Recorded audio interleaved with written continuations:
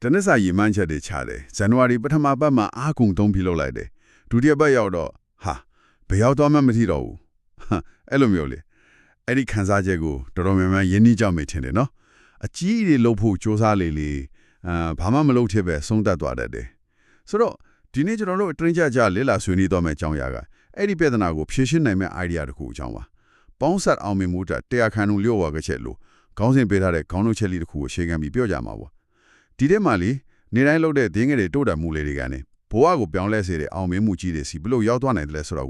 ပုံမြင်နေတဲ့ book နဲ့ရှင်းပြထားတယ်ဆိုတော့ဒီနေ့ကျွန်တော်ရဲ့ machine ကဒီတရားခံမှုစီးမင်းဆိုတာပါလေသူ့နောက်ွယ်ကစိတ်ပိုင်းဆိုင်ရာအားသာချက်ကပါဖြစ်မလဲပြီးတော့အရေးကြီးဆုံးကကျွန်တော်တို့ရဲ့နေစဉ်ဘဝမှာဒီ idea ကိုဘလို့လက်တွေ့ကြအသုံးချနိုင်မလဲဆိုတာကိုအတူတူဖြေရှာသွားဖို့ပါပဲဟုတ်ကဲ့ဒီပုံမြင်ကအာမတ်ဆိုတဲ့ကျုံးသားလေးယောက်နဲ့စထားတာလေသူ့ရဲ့ရုံးကန်မှုကတော်တော်လေးကိုလက်တွေ့ကြတယ်သူကကိုတာမန်လူတယောက်လိုပဲမြင်တာကြီးမားမားတွေစ조사တိုင်းလည်းအမြဲတမ်းလိုရှုံးနေနေရတယ်ဆိုတော့လေဒီရဲ့ချက်ကပဲဒီဇက်လန်ကိုစိတ်ဝင်စားစရာကောင်းသွားစေတာပါသူကကျွန်တော်တို့အားလုံးရဲ့ကိုစားပြုဇက်ကောင်လို့ဖြစ်နေတာပေါ့ဟုတ်တယ်အဲ့ဒီအချက်ကတော်တော်ကြီးတယ်သူကတပန်းလို့စားတယ်အသေးလဲချက်ပြီးတော့ဘာမှမထူးဘူးဆိုပြီးလွတ်ချလိုက်ရောအားကစားယုံကို10ရက်လောက်မှန်တွားပြီးသားနဲ့ပင်ပန်းလို့ဆိုပြီးရက်လိုက်ပြန်ရောဒီလိုအားလုံးတမောဘာမှမလုပ်ဆိုတဲ့ပုံစံမျိုးနဲ့အချိန်ချင်းစ조사ပြီးအချိန်ချင်းလက်လျှော်လိုက်ရတာလေဒီလိုပုံစံကဘာလို့ဒီလောက်တော့အဖြစ်များနေရတာလဲဒါကစိတ်တဲ့ကြံ့ချင်မှုမရှိလို့ပဲလားဒါမို့ကျွန်တော်တို့ဦးတော့ရဲ့အလုံးလုံးပုံကဒီလိုဖြစ်နေတာလားဒါကစိတ်ဝင်စားစရာကောင်းတဲ့မေးခွန်းပဲအများစုကဒါကိုစိတ်သက်ကြံ့ခိုင်မှု will power ရဲ့ben sign နဲ့လို့ထင်ကြတာပေါ့နော်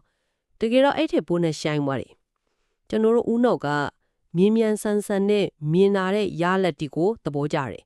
ဒါကြောင့်ကြီးမားတဲ့လို့ရက်တစ်ခုလှုပ်လိုက်ရင်ကြီးမားတဲ့ရလက်ချစ်ချင်းရမယ်လို့မတိစိတ်ကမျောလင့်နေတာဒါမဲ့လက်တွေ့မှာအဲ့လိုဖြစ်မလာတဲ့အခါမှာတော့စိတ်သက်ကြသွားရောဒီနေရာမှာလူတီးနေတဲ့အယူဆတစ်ခုရှိတယ်အဲ့ဒါကစိတ်ပျက်စရာချွင်ယွန်း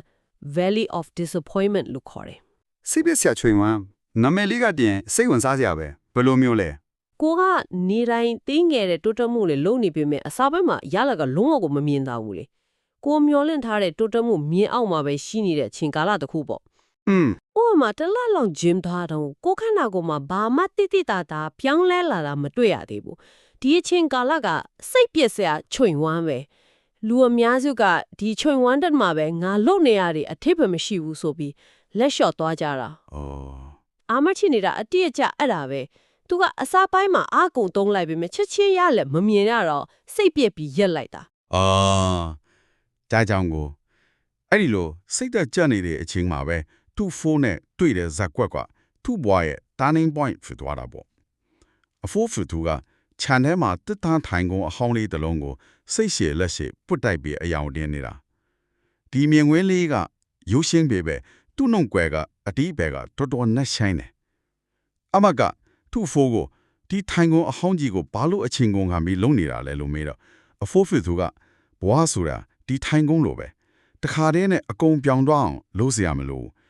နေ့တိုင်းနီးနေလေးစီအယောင်တင်းဖေးအောင်ပဲတစ်ချိန်ကိုတစ်ချက်ဒါကပြောင်းလဲမှုရဲ့လျှို့ဝှက်ချက်ပဲလို့ပြန်ပြတယ်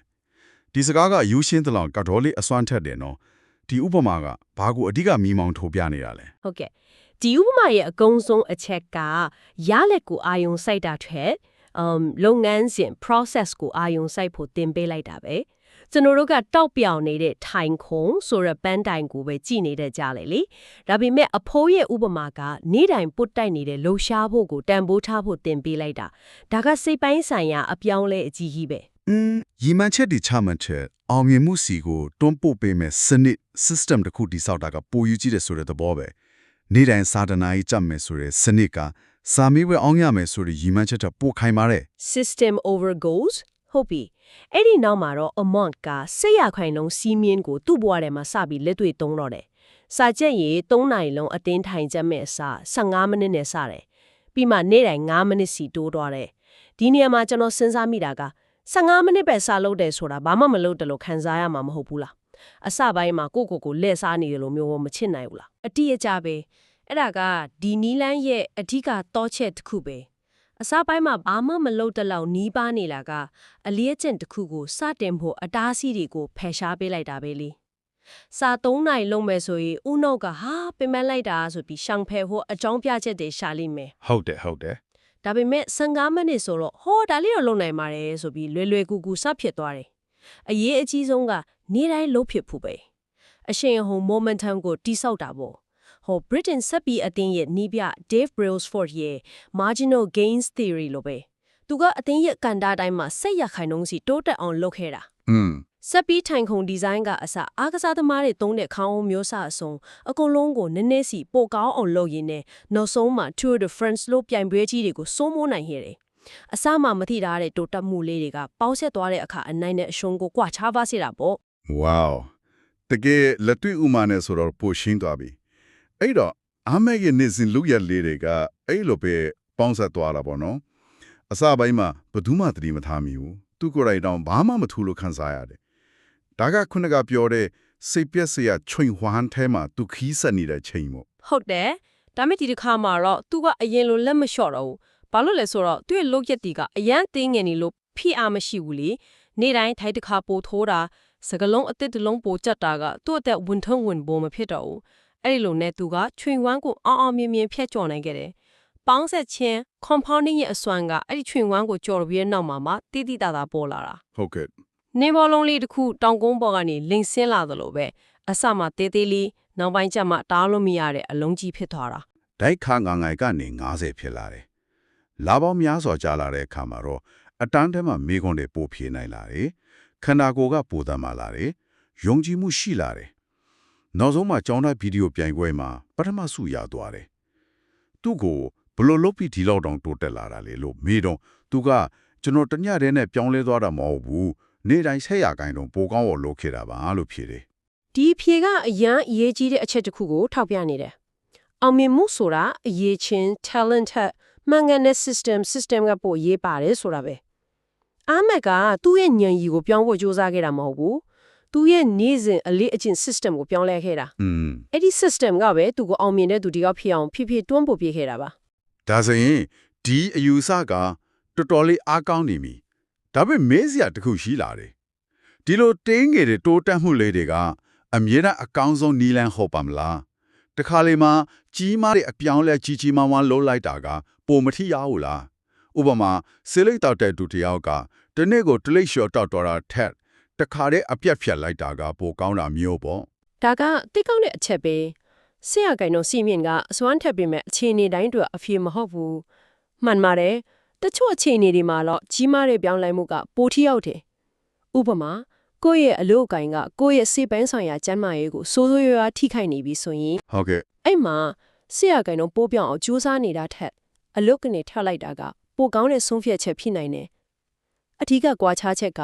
ကိုကမှန်ကန်တဲ့လမ်းကြောင်းပေါ်မှာရှိနေလားမရှိဘူးလားဆိုတာပဲ အော် လမ်းကြောင်းမှန်ပေါ်မှာဆက်ရခိုင်နှုန်းတိုးတက်မှုတွေကကိုပန်းတိုင်းစီအရှင်ဟုန်တဲ့ပို့ပြီးလိမ့်မယ်ဒါပေမဲ့လမ်းကြောင်းမားပေါ်မှာဆက်ရခိုင်နှုန်းပိုကောင်းအောင်လုပ်နေပါကြအလားကပဲလीအဲ့ဒီအခါမျိုးမှာတော့လမ်းကြောင်းတစ်ခုလုံးကိုပြောင်းလဲပြဖို့လိုအပ်တယ် ဟုတ်ပြီဒါကအရင်ကိုရှင်းလင်းတဲ့ခွဲခြားမှုပဲဆိုတော့ကိုသွားနေတဲ့လမ်းကြောင်းကမန်ဒဲလောက်ယုံကြည်ရင်ဒီဆက်ရခိုင်နှုန်းနီလန်းကအကောင်းဆုံးပေါ့ကဲဒီဇက်လက်နဲ့ဆွေးနွေးမှုရဲ့ကနေကျွန်တော်တို့ရနိုင်တဲ့အဓိကသင်ခန်းစာတွေကိုပြန်ချုပ်ကြည့်အောင်ရင်းမြစ်ထဲမှာပါတဲ့တင်ချာနီးရရှင်းပြချက်ကတော့နေစဉ်ဆက်ရခိုင်နှုန်းတိုးတက်မှုဟာတနည်းပြည့်တဲ့က38ဆောက်ပိုကောင်းလာစေတယ်ဆိုတာပဲဒီ compounding effect ကအစမှမမြင်တာပဲမဲ့ရေရှည်မှထင်ထားတာတဲ့အများကြီးပူကြီးမာတာတယ် ဟုတ်တယ်နောက်တစ်ချက်ကတော့လုပ်ငန်းစဉ်ကိုအာရုံစိုက်ဖို့ပဲရလက်ကိုဆွဲလန်းနေတာထက်နေတိုင်းလှုပ်ဆောင်ရမယ်တင်းငယ်တဲ့အလေးအကျင့်တစ်ခုကိုတိဆောက်လိုက်ပါတနစ်ကိုစာ7မိနစ်ဖတ်မယ်ဆိုတော့စနစ်ကတနစ်မှာစာအုပ်15အုပ်ဖတ်ပြရမယ်ဆိုတော့ရီမန်းချက်ထက်ပိုပြီးလက်တွေ့ကြတယ်လို့ဖိအားလဲနေတယ်ပေါ့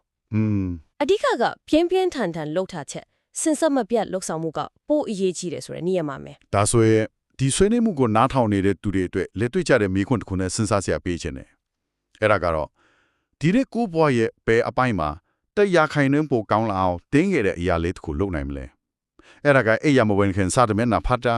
ာရေးတန်းတစ်ခါပို့တောက်တာဒါမှမဟုတ်5မိနစ်လောက်တရားထိုင်တာမျိုးလို့ရိုးရှင်းတဲ့အရာတစ်ခုဖြစ်နိုင်ပါတယ်လေ ဟုတ်ကဲ့နောက်ဆုံးအနေနဲ့ဒီအကြောင်းအရာကိုပိုချေပြန့်တဲ့ရှုထောင်းကနေကြည့်ဖို့စဉ်းစားစရာလေးတစ်ခုခြံထားခဲ့ခြင်းနဲ့